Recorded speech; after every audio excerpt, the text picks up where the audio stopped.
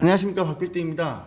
오늘 국토교통부 주관하에 제11차 비상경제 민생회의가 진행되었습니다. 쉽게 풀어보면 최근 글로벌 경기 침체, 금리 인상, 국내 부동산 및 자산 시장이 굉장히 많이 위축이 됐죠. 주식도 자고 나면 푹 떨어지고 조금 오르고 이런 식인데요. 이런 부분을 반영해서 소집된 긴급회의다라고 쉽게 좀 정리를 해볼 수가 있겠습니다. 안 그래도 힘든 시기에 선의의 1주택자, 무주택자, 여러 내 집 마련을 계획 중인 분들, 그리고 뜻하지 않은 과도한 규제 때문에 구제가 필요하신 분들한테는 희소식일 수가 있겠는데요. 바로 자료 한번 살펴보시겠습니다. 우선 투기과열지구 등에서 종전주택, 그러니까 기존 주택을 처분하는 조건으로 청약 신청을 해서 분양권을 보유 중이신 분들한테 해당되는 내용입니다. 종전에 주택이 있어도 처분을 조건으로 한다면은 청약 신청이 가능합니다. 다만 이게 입주 지정일로부터 6개월 이내에 종전주택을 처분해야 되는데, 요즘 시점에 급매로 내놔도 매수자는 관망세고, 즉 떨어지기를 좀 더 기다리시는 수요가 많다는 거죠. 그래서 팔고 싶어도 안 팔려서 당첨된 분양권을 좀 떨처리로 싸게 팔거나 종전주택을 시세보다 월등히 다운시켜서 급매를 진행하셔야 되는 분들이 굉장히 많이 계셨는데요. 이제는 이 부분이 입주 지정일로부터 6개월이 아닌 2년 이내로 개정이 되면서 한시름 좀 놓게 되었습니다. 이 시행령은 10월 27일 기준으로 했을 때 처분 기한이 도래되지 않은 입주 단지에도 소급해서 적용할 예정이기 때문에, 따로 부연 설명 하나 해드릴 부분은, 일시적으로 2주택 담보대출 허용하셨던 분들도 종전주택 처분 기간이 6개월이었는데 22년 8월 1일부로 2년으로 바뀌었거든요. 아마도 금융권과 동일하게 시행령을 맞춘 듯 합니다. 다만 담보대출과 관련해서는 비소급됩니다. 즉 22년 8월 이후 주담대 신청단만 가능하니까 이 부분은 혼선을 하시면 안 되겠다. 두 번째는요, 청약 시에 아파트 분양가가 9억 원이 넘으면 지금은 중도금 대출 승인이 나지 않습니다. 그래서 중도금 대출을 현금으로 잔압하시던가 아니면 2금융, 3금융에서 자금을 조달받아서 입주 계획을 하셔야 되는 분들이 많이 계셨죠.